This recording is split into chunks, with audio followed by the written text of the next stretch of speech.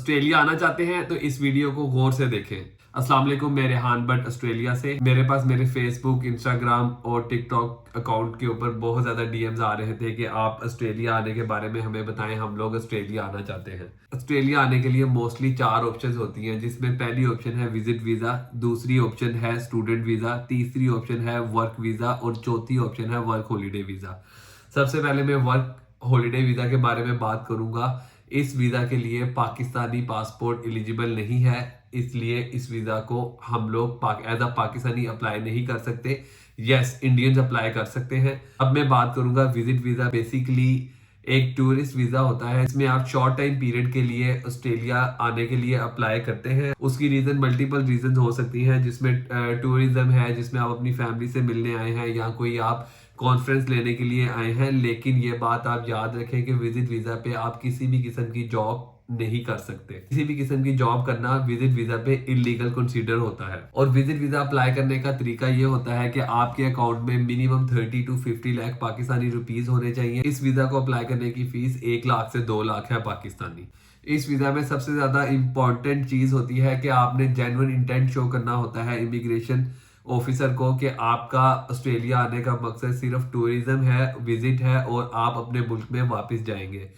और आप इस चीज़ को प्रूव करते हैं अपनी स्ट्रॉन्ग डॉक्यूमेंटेशन से, अपने पाकिस्तान में बिजनेस से या जॉब से, या आप अपनी फैमिली टाइज से, प्रॉपर्टीज से, इन सारी चीज़ों को बैक करते हैं कि मेरी इंटेंशन ऑस्ट्रेलिया में रुकने की नहीं है और मुझे वापस जाना है।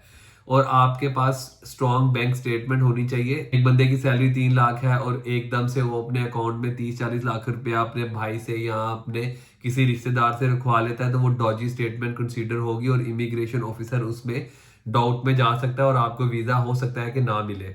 तो आपकी स्टेटमेंट ऐसे तैयार होनी चाहिए कि आपकी 5 से 6 महीने की स्टेटमेंट कॉन्स्टेंट होनी चाहिए, जिसमें आपके पास 30 से 50 लाख रुपया हो और आपके अकाउंट की आउटगोइंग और इनकमिंग जो है वो ऐसे होनी चाहिए जिसमें वो 30 से 50 लाख रुपया जस्टिफाइड हो।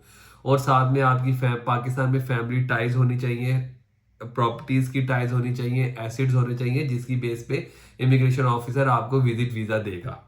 ऑस्ट्रेलिया में विजिट वीजा बेसिकली ज्यादातर 3 महीने से 6 महीने का मिलता है इनिशियली। उसके बाद जब आप अप्लाई करने को तो आप 1 साल का 2 साल का भी कर सकते हैं, लेकिन उसके चांसेस कम होते हैं। ज्यादातर वीजा 3 से 6 महीने का ही मिलता है। अब हम बात करते हैं स्टूडेंट वीजा की। ऑस्ट्रेलिया में आप स्टूडेंट वीजा पे ऐसे आ सकते हैं कि आपके पास अकाउंट में 1 करोड़ 20 लाख से 1 करोड़ 50 लाख की बैंक स्टेटमेंट होनी चाहिए और ये स्टेटमेंट आपकी 6 महीने पुरानी और स्टेबल होनी चाहिए। आपकी इनकमिंग एंड आउटगोइंग पैसों की ऐसे होनी चाहिए कि 1 करोड़ 20 लाख से 1 करोड़ 50 लाख की जो आपकी स्टेटमेंट है वो जस्टिफाइड हो। उसके बाद आप ये डिपेंड करता है कि आप बैचलर्स में आ रहे हैं या मास्टर्स में आ रहे हैं या आप किसी ट्रेड कोर्स में आ रहे हैं। अगर तो आप बैचलर्स में या मास्टर्स में आ रहे हैं तो आपके सेमेस्टर की फीस होगी 15,000 से 18,000 डॉलर और 1 ऑस्ट्रेलियन डॉलर 200 रुपये पाकिस्तानी के बनता है, जिसमें आप अगर 15,000 डॉलर ऑस्ट्रेलियन एक सेमेस्टर की फीस लगाएं तो वो पाकिस्तानी 30 लाख बनते हैं। तो आपके पास एक सेमेस्टर की फीस होनी चाहिए जो कि आपकी, अगर हम 14,000 डॉलर से 17,000 डॉलर की ब्रैकेट रखें एक सेमेस्टर की फीस की, तो आपके पास 28 लाख रुपया पाकिस्तानी से 34 लाख रुपया पाकिस्तानी होने चाहिए स्टूडेंट वीजा की अप्लाई करने के लिए एक सेमेस्टर की फीस के साथ। और आपके पास स्टेटमेंट भी होनी चाहिए 1 करोड़ 20 लाख से 1 करोड़ 50 लाख की। उसके बाद ही आप ये स्टूडेंट वीजा अप्लाई कर सकते हैं। और इस स्टूडेंट वीजा में आपको ये चीज भी देखनी है कि आपको ये डॉक्यूमेंट्स प्रोवाइड करने हैं कि आपकी स्ट्रॉन्ग फैमिली टाइज पाकिस्तान में है, आपकी प्रॉपर्टीज पाकिस्तान में है, आपके पास एसिड्स हैं, जिससे वो इस चीज को मेक श्योर करेंगे कि आप वाकई में ही एक जेन्युइन स्टूडेंट हैं और ऑस्ट्रेलिया में पढ़ने को अफोर्ड कर सकते हैं। और आपके जो तमाम डॉक्यूमेंट्स हैं, मैट्रिक या ओ लेवल की डिग्री, एफएससी या ए लेवल की डिग्री, ग्रेजुएशन, अगर आप मास्टर्स के लिए आ रहे हैं, ये तमाम आपकी जो डिग्रीज हैं ये आपकी HEC रिकॉग्नाइज्ड होनी चाहिए और आपकी जेन्युइन और लीगल डिग्रीज होनी चाहिए। फेक डॉक्यूमेंट्स पकड़े जाते हैं और प्लीज ऐसी हरकत ना करें, इससे पाकिस्तान का नाम खराब होता है। अब हम लोग बात करते हैं वर्क वीजा की, जो कि हमारी एक लास्ट ऑप्शन है। वर्क वीजा कौन अप्लाई कर सकता है? वर्क वीजा वो इंसान अप्लाई कर सकता है जो कि ऑस्ट्रेलिया में किसी बिजनेस का मालिक है और वो आपको काम दे रहा है।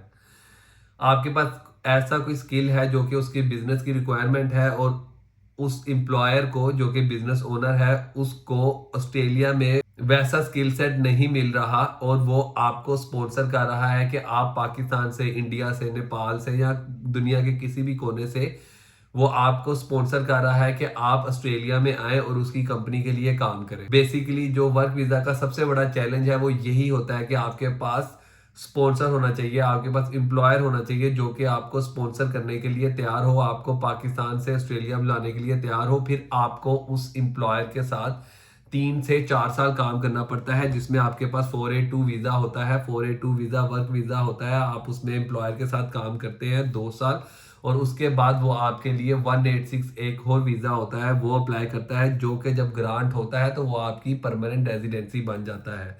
इस तरीके से आप एम्प्लॉयर के साथ 3 से 4 साल काम करते हैं और उसके बाद आप परमानेंट रेजिडेंट हो जाते हैं। उसकी फीस मोस्टली एम्प्लॉयर खुद पे करता है, जो कि ऑलमोस्ट 15 से 25 हजार डॉलर का खर्चा है, जो कि पाकिस्तानी 30 से 50 लाख बनते हैं। इसमें कंसल्टेंट या आप लॉयर कह ले, उसकी भी फीस इंक्लूडेड होती है।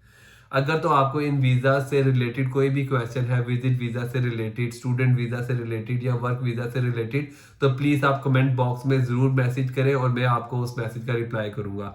होपफुली ये वीडियो आपके लिए इंफॉर्मेटिव रही होगी और नेक्स्ट वीडियो में दोबारा मिलते हैं। Thank you, take care.